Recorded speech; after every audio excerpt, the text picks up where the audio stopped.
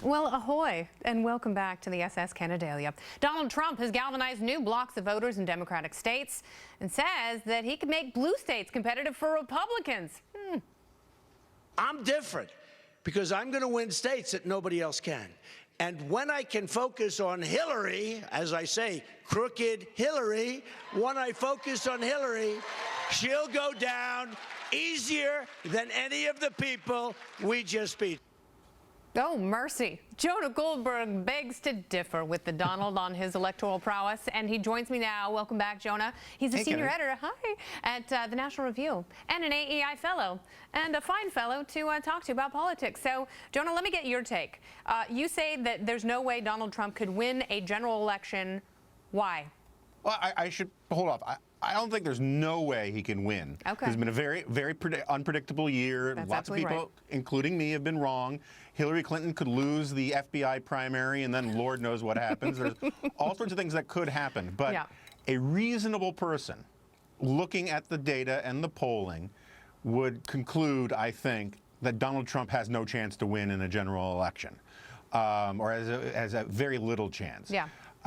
What everyone seems to be doing is saying, like Eric Trump, Donald Trump's kid, was on air last week, I think, saying how, well, Trump's victory in New York shows that he can win New York in a general election. Well, some Republican always wins New York in the New York primary. That's right, that happens every time. And, you know, George W. Bush got more votes in 2000 than Donald Trump did in 2016, and he still lost New York State by something like 15 points to Al Gore. Albert. The national electorate is very different than the Republican electorate, because the Republican electorate is what social scientists call the Republican electorate. Yeah. And Donald Trump's polling among Hispanics, he polls, I had a colorful phrase for it I won't use for the FCC. I think you said, I don't know if they're going to beep this, but your words were, among Hispanics generally, Trump polls only slightly better than cancer. Well, I mean, at least it's slightly better, right? Slightly better. It is slightly better. And I think he has that 86 net on disapproval among Hispanics. The conventional wisdom is that a Republican candidate needs to get somewhere around 40% of Hispanics, particularly in certain swing states. Very unlikely to see that happen. He polls terribly among women. And they fall back and they say, well, Trump does really well with white men. And it's true. That's the heart of his support is among white working class men. But he would need to do much better than Ronald Reagan did when there were a lot more white men in the electorate than there are today, much better than Reagan did in 1984. Yeah, I guess there are two things that Republicans hoping to beat Hillary hope for at this point, and one is that the passion on the GOP side, which has been lopsided compared to Democratic voter turnout in the primaries, it's been much higher.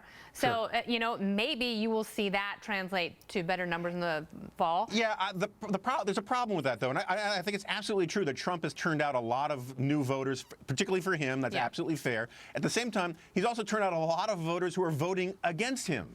He's the most popular guy in the Republican Party, and he has been until recently the most unpopular guy in the Republican Party. And so a lot of that turnout, you can't just simply say all is pro-Trump. A lot of it is anti-Trump, too. Well, I guess the only thing that he can hope for at this point is more email stumbles from Hillary and that she does lose the FBI primary. I don't know. I tend to agree with you that these voting blocks to him are so fatal. They are almost insurmountable. The only thing that flies in the face of that is this has been an election year so strange that no past patterns and no logic apply to his candidacy at all. Therefore, there are still so many variables up for grabs that I guess that's what makes it exciting. Yeah, and also there's this weird thing that I've been meaning to write about. There's sort of this reality show thing that's going on where people just want to keep seeing what happens. It's like Game of Thrones. What's going to happen next?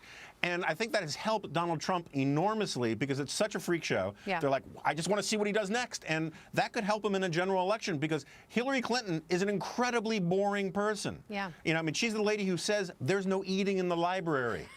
And that could help Donald Trump because he's entertaining. You know, I mean, I'm not a fan of the guy, but he is entertaining.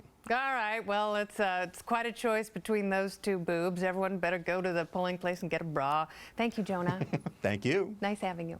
All right. Finally, coming up, science brings us a hover bike. Now you can irritate car drivers and pedestrians while hovering.